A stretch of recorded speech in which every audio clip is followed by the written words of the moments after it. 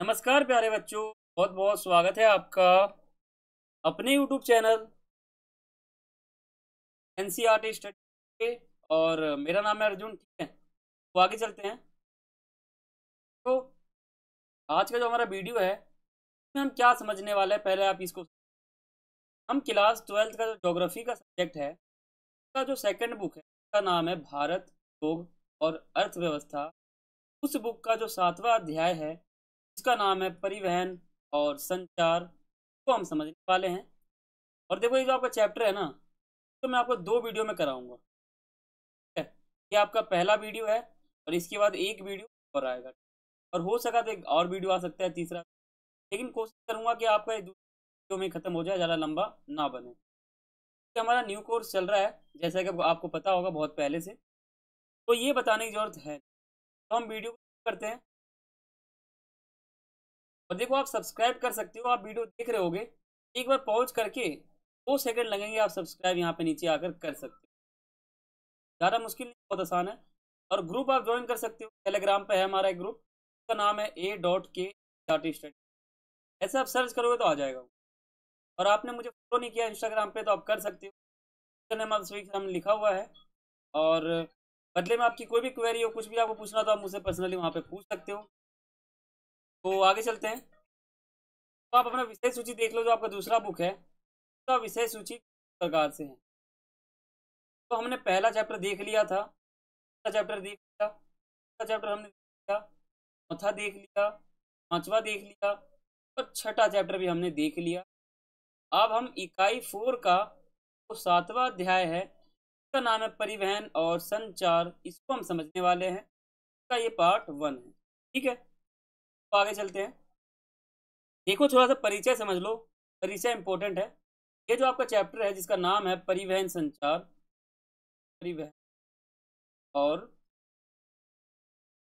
संचार,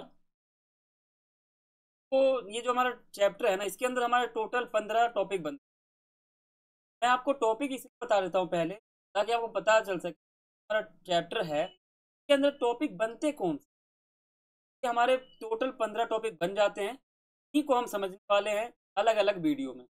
वैसे हम 2 ही पार्ट में समझ, ज़्यादा लंबा नहीं बनेगा। दूसरा पार्ट में हमारा जो चैप्टर है वो पूरा खत्म हो जाएगा। बहुत आसान चैप्टर है, आप सिर्फ परिवहन और संचार के बारे में समझें। ठीक है, तो आप यहाँ पे जो है सिर्फ 8 चैप्टर में, आप मतलब 8 टॉपिक में आपको समझाऊंगा। 8 हमारे टॉपिक। परिवहन का अर्थ समझो चैप्टर में, हमारे वीडियो में पार्ट 1 में। और परिवहन के साधन समझो, जल परिवहन समझो, जल परिवहन प्रकार है वो समझो, राष्ट्रीय मार्ग विकास परियोजनाएं चली थी वो आप समझो, रेल परिवहन समझो, रेल पटरी की चौड़ाई के आधार पर 3 वर्ग में बांटा गया है इसको, ये। और कोकड़ रेलवे, ये हमारा इंपॉर्टेंट टॉपिक है, तो आपको समझना पड़ेगा, बहुत ही इंपॉर्टेंट। तो 8 टॉपिक जो हमारा होता है चैप्टर के पार्ट 1 के अकॉर्डिंग, तो हम समझ लेते हैं। बाकी जो हमारा टॉपिक बच जाएगा तो अगले पार्ट में समझ। तो पहले मैं आपको ये बताता हूँ, मैं आपको हर बार बताता हूँ कि जब भी मैं आपको पढ़ाता हूँ तो मैं आपको सबसे पहले चैप्टर का अर्थ बताता हूँ। चैप्टर का ये अर्थ क्यों, मतलब इस चैप्टर का नाम का अर्थ क्या होता है। तो अगर आप अर्थ समझ जाओगे ना, तो आपको चैप्टर के अंदर क्या होगा, किसके बारे में बातें चलेगी, सब आपको समझ आ जाएगा कि आप चैप्टर का अर्थ समझ। चैप्टर का अर्थ, चैप्टर का नाम है परिवहन और संचार। का मतलब है क्या। तो परिवहन का मतलब आपको पता हो, वाहन। आपको यहाँ से गांव जाना है, या आप दिल्ली में रहते हो, दिल्ली से आपको कहीं और जाना है, या छोटे से जगह से कहीं और जाना है, कहीं आप जा रहे हो, यहाँ से जा रहे हो, यहाँ से जा रहे हो।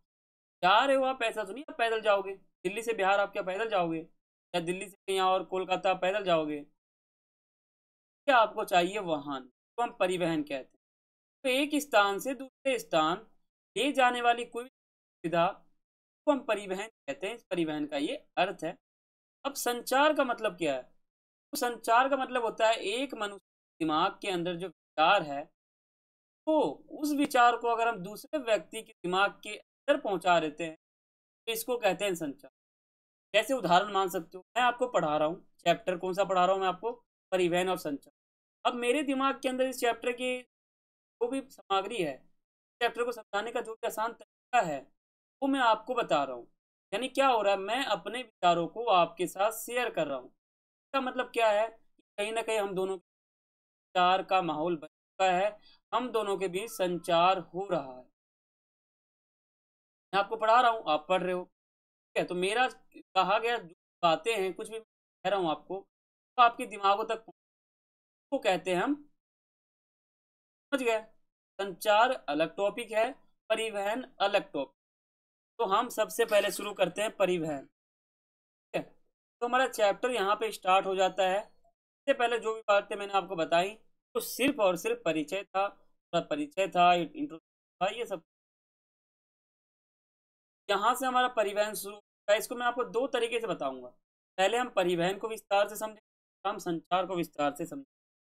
पहले हम समझते हैं परिवहन का अर्थ। बैकग्राउंड में आप देख सकते हो, फोटो लगी हुई, एक वाहन है ट्रक।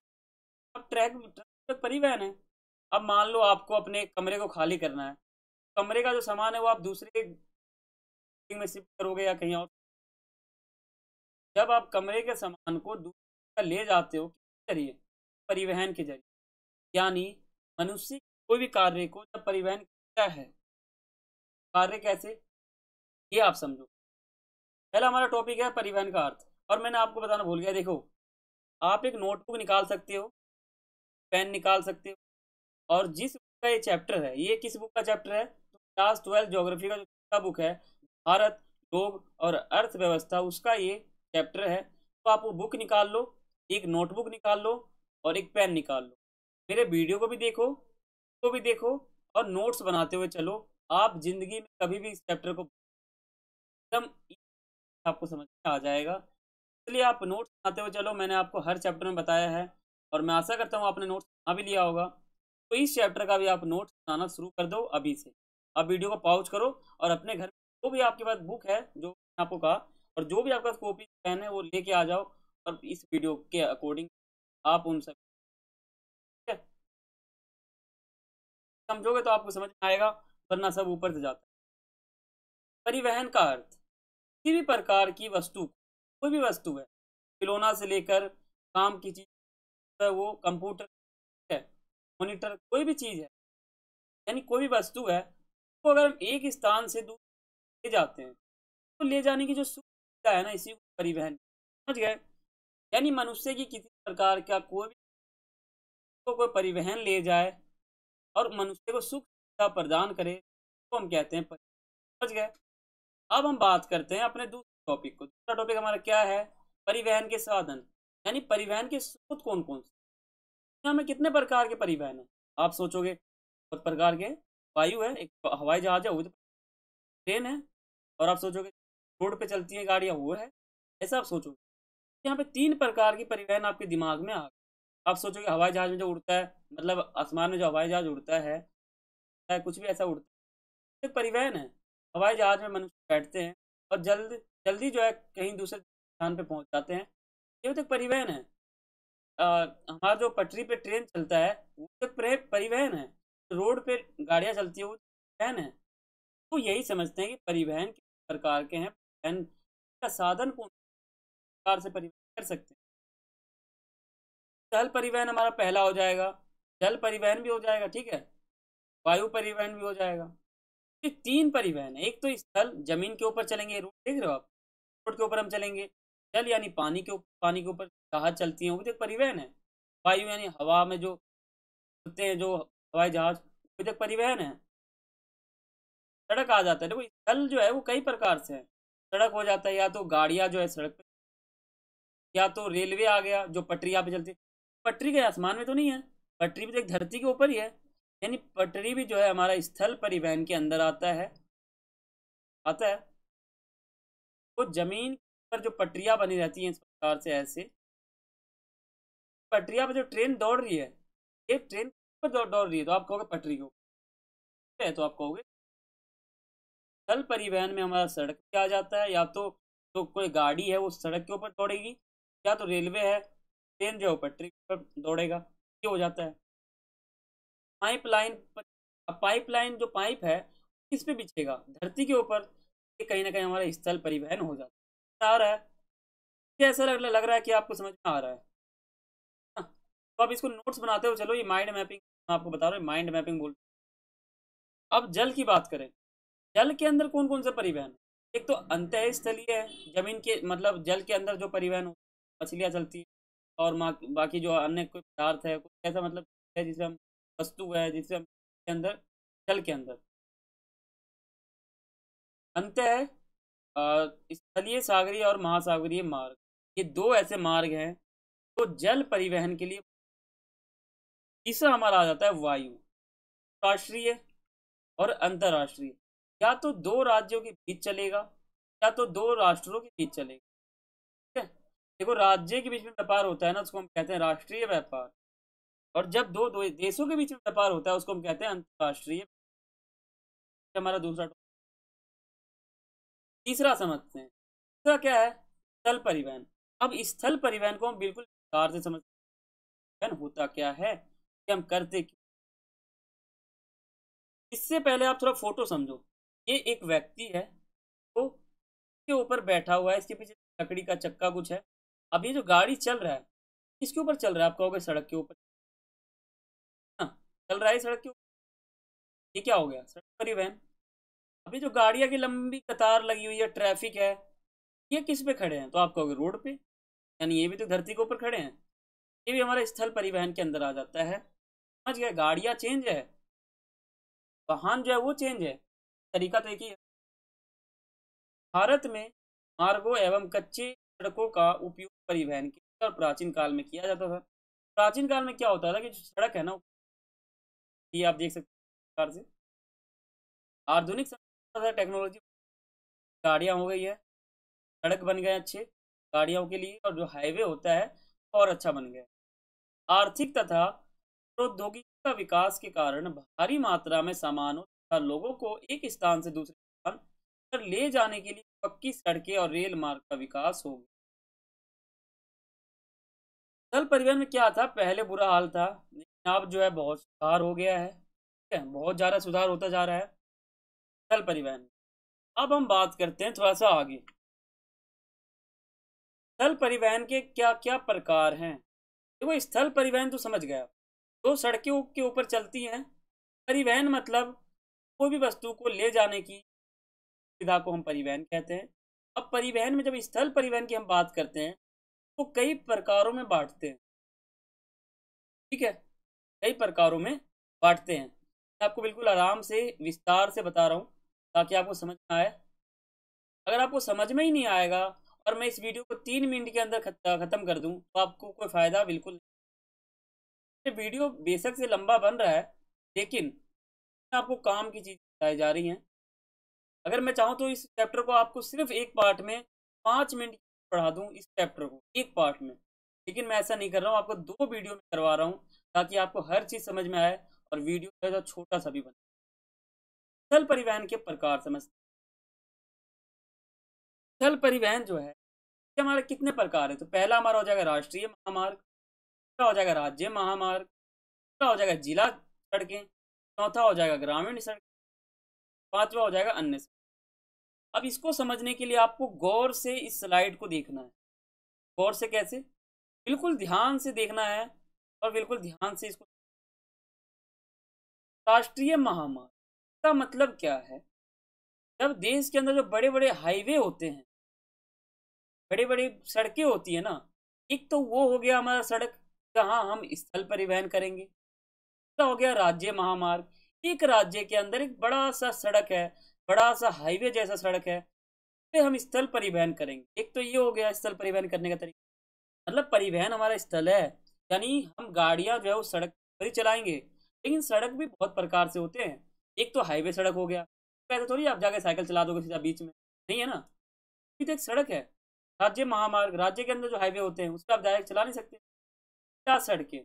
अब ये जो सड़कें आप देख रहे हो, ये सड़कें कहाँ हैं? ये धरती है, लेकिन धरती के अंदर है। आपको जिला, एक गांव के अंदर जो सड़क है टूटी फूटी, भी ऐसा जगह है जहाँ हम परिवहन, यानी स्थल परिवहन के ये प्रकार हैं, ये जगह हैं, ये रोडें हैं, ये सड़कें हैं जहाँ हम परिवहन कर सकते हैं। समझ रहे हो?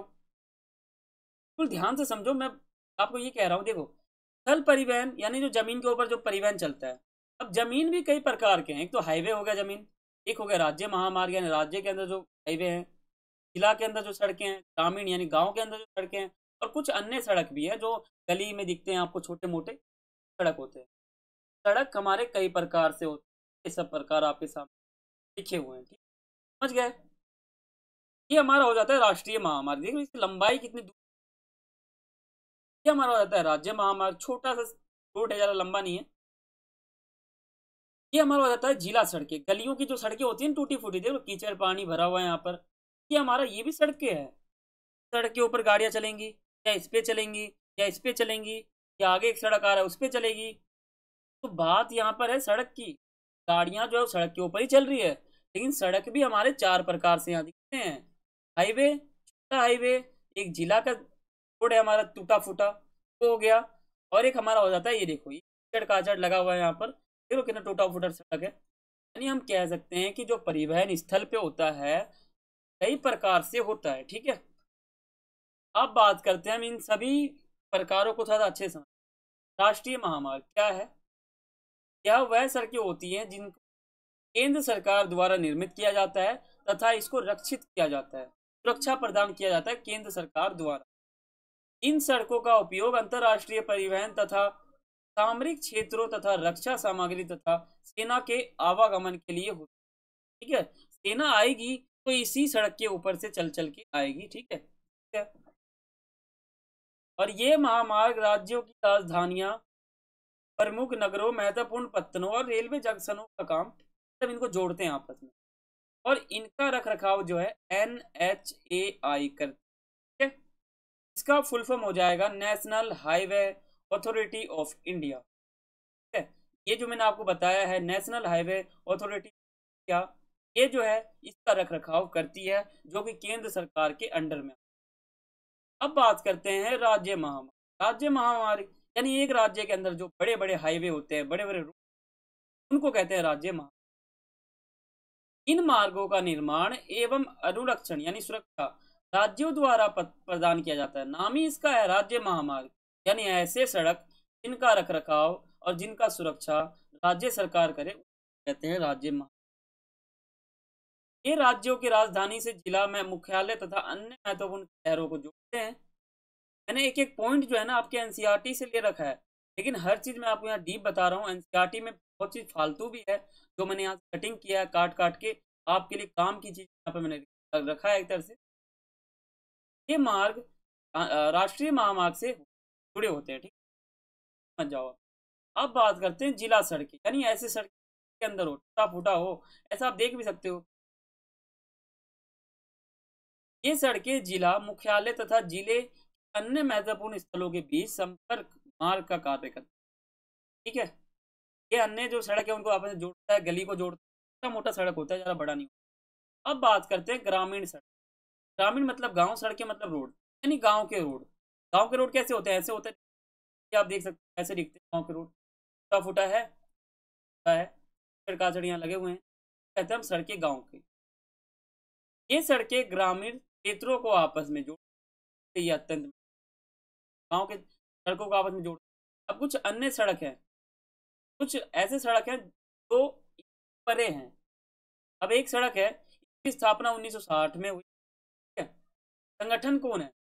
अब इसकी स्थापना करने की एक संगठन है जो कि 1960 में बनाया गया था, सड़क संगठन, ठीक है। उद्देश्य क्या है?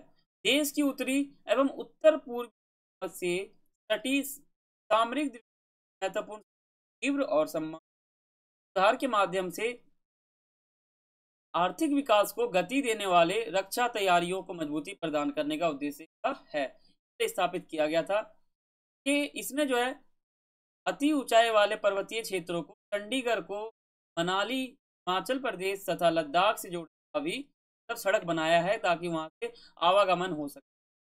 सामरिक दृष्टि से संवेदनशील क्षेत्रों में सड़कें बनाने व उनका रक्षा करना, साथ साथ जो VRO है अति ऊंचाइयों वाले क्षेत्र बर्फ हटाने की जिम्मेदारी भी संभालता है, ठीक है। ये हमारा था कुछ प्रकार। अब हम अपने पांचवें टॉपिक को समझते हैं, हमारा राष्ट्रीय महामार्ग विकास परियोजना है। परियोजना यानी प्रोजेक्ट, प्रोजेक्ट कह सकते हैं। राष्ट्रीय महामार्ग परियोजनाएं, विकास परियोजना का अर्थ ये हो जाएगा कि एक देश है उसके अंदर बहुत सारी सड़कें बनाई गई, ऐसा एक सड़क आ रही है, एक सड़क जा रहा है, एक लंबी सड़क आ रही है, एक इधर से सड़क जा रही है, एक ऊपर से सड़क जाती है, एक इधर से मुड़ नीचे तक जाती है, फिर ऊपर जाती है। सड़क देख रहे हो ना, ये कहीं ना कहीं इसका विकास हो गया। तो राष्ट्र के अंदर कोई बड़ी बड़ी सड़कें होती हैं, फ्लाईओवर्स होते हैं जिसे हम पुल कहते हैं, और उनका जब विकास हम प्रोजेक्ट द्वारा करते हैं ना, इसी को हम कहते हैं राष्ट्रीय महामार्ग विकास कार्यक्रम।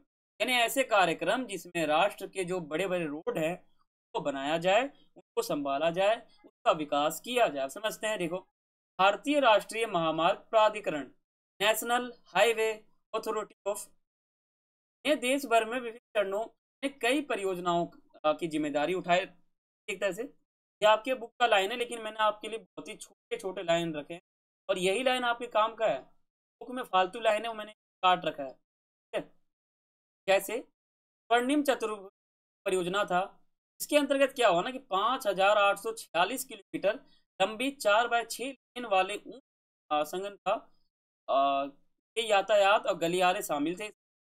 तो देश के 4 विशाल महानगरों, ठीक है, दिल्ली, मुंबई, चेन्नई, कोलकाता, बहुत ही बड़े महानगर हैं, वो आपस में जोड़ते हैं। कौन? तो आप कहोगे ये मार्ग, ठीक है, ये मार्ग। इसका फुल फॉर्म इंग्लिश में बोलूं तो national highway authority of India, इसका फुल। स्वर्णिम चतुर्भुज में निर्माण के साथ भारत के इन महानगरों की समय, दूरी तथा की लागत महत्वपूर्ण रूप से कम भी हुई है। जब ये बना है तो कम हुआ है। ये तो हमारा था ये टॉपिक। अब हमारा आ जाता है छठा टॉपिक, जिसका नाम है रेल परिवहन। इसको समझने से पहले आप बैकग्राउंड देखो। ये पटरी यहाँ से जाती है, ये जाती है, देखो कितना मतलब उलझम उलझम सा है ना, कुछ पटरियाँ आती हैं फिर यहाँ से जाती हैं, ठीक है। ये सभी कुछ है जो मतलब यहाँ से ट्रेन जो है आता जाता है, प्रवास होता है, उसका प्रवाह भी कह सकते हैं, ये कुछ होता है। अब रेल परिवहन में क्या होता है कि आपको पता होगा, अगर आपको गाँव जाना है, कहीं जाना है, तो आपको रेल की सहायता लेनी पड़ेगी। भारतीय रेल जल भारतीय रेल जाल जो है विश्व के सर्वाधिक लंबे रेल जालों में से, बहुत ही अच्छा जाल है ये, बहुत ही अच्छा ये साधन है, परिवहन है। यह माल एवं यात्री परिवहन को सुगम बनाने के साथ साथ आर्थिक वृद्धि में भी योगदान देता है, ठीक है? भारतीय रेल की स्थापना 1853 में हुई। मुंबई, जिसे हम पहले बम्बई कहते थे, के थाने की बीच 34 किलोमीटर लंबी रेल लाइन निर्मित की गई। 34 किलोमीटर, याद करो, 1853 वाले समय में, ठीक है। 1857 में तो विद्रोह हुआ था, सिर्फ 4 साल पहले की बात है, 4 साल पहले की बात है, 1853 की बात है, जब ब्रिटिश राज की शुरुआत हुई और जब अंग्रेजों ने भारत पे शासन किया, पहले की बात चल रही। 34 किलोमीटर रेलवे लाइन जो बिछाई गई उस, ठीक है। अब हम बात करते हैं अपने अगले टॉपिक को। अगला टॉपिक हमारा क्या है? रेलवे पटरी चौड़ाई के आधार पर इनको 3 भागों में बांटते हैं। अब रेलवे पटरी कैसा होता है? एक पटरी ऐसा होता है जो सीधा जाता है, एक पटरी ऐसे, मतलब मान लो ऐसे जाता है, कैसे जाता है, एक ऐसा जाता है, कैसा, और एक ऐसा। अब क्या होता है ना, इसकी जो चौड़ाई है, ये जो आप देख रहे हो चौड़ाई, जो चौड़ाई आपको दिख रहा है, तो हम 3 भागों में बांटते हैं, 3 वर्गों में एक तरह से बांटते हैं, ठीक है। ये एक चौड़ाई दिख रहा है आपको, इसके बीच में चौड़ाई एक दिख रहा है, इसके बीच में आपको चौड़ाई दिख रहा है तीसरा। तो इनको हम कैसे बांटते हैं इसको समझते हैं। तो वीडियो लंबा हो चुका है, लेकिन आपके लिए फ़ायदेमंद है। आप वीडियो को स्किप बिल्कुल मत करना, स्किप करोगे तो आप अपने आप को धोखा दोगे। और नोट्स बनाते हो, चलो मैं आपको पहले बता दिया हूँ, अगर आप नोट्स बनाओगे तो आपको बहुत फ़ायदा होगा। देखो, रेलवे पटरी की चौड़ाई के आधार पर भारतीय रेल के 3 वर्ग बनाए गए हैं। पहला हो गया बड़ी लाइन, ठीक है। दूसरा हो गया मीटर लाइन, तीसरा हो गया छोटी। बड़ी लाइन का मतलब होता है ऐसी लाइन जो सबसे बड़ी हो, मीटर यानी बीच का हो, मीटर बोलते हैं, और छोटी यानी सबसे। तो देखो इसमें क्या होता है बड़ी लाइन में, ब्रॉड गेज रेल पटरियों के बीच 1.616 मीटर होती है, और ब्रॉड गेज लाइन की कुल लंबाई बात करें तो 6,950 किलोमीटर, और 2019 में बढ़ गई। मीटर लाइन की बात करें तो इसमें 2 रेल पटरियों के बीच भी 1 मीटर होती है और इसकी कुल लंबाई 2402 किलोमीटर है और आगे जाके बढ़ गई 2019। छोटी लाइन में 2 रेल पटरियों के बीच दूरी जो है वो 0.762 मीटर या फिर 0.10 मीटर होती है। कि कुल लंबाई की बात करें तो 1604 किलोमीटर, लेकिन आगे जाकर जो है ये विविध बढ़ जाए। लंबाई की बात हम यहाँ कर रहे हैं, चौड़ाई की देखो यहाँ से एक पटरी जा रहा है, ये तो एक पटरी सीधा था आ रहा है, ये पटरी गोल सा है किसी के ऊपर से चढ़ के जा रहा है, ठीक है, ये है कुछ। तो हम 3 भागों में बांट देते हैं। अब हम बात करते हैं कोकड़ रेलवे। ये क्या है?